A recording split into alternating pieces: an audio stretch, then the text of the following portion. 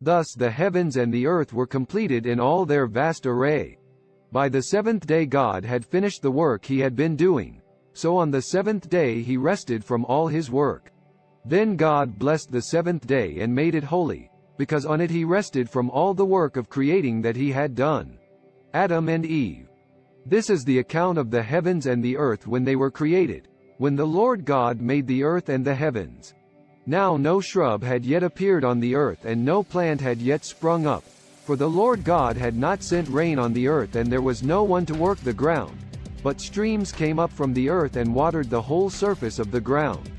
Then the Lord God formed a man from the dust of the ground and breathed into his nostrils the breath of life, and the man became a living being.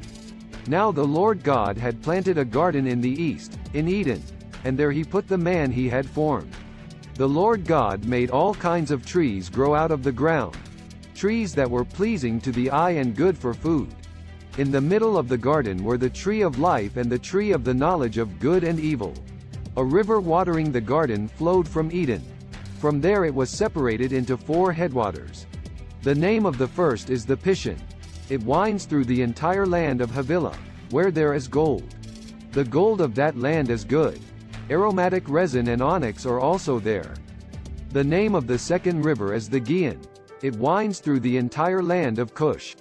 The name of the third river is the Tigris. It runs along the east side of Ashur.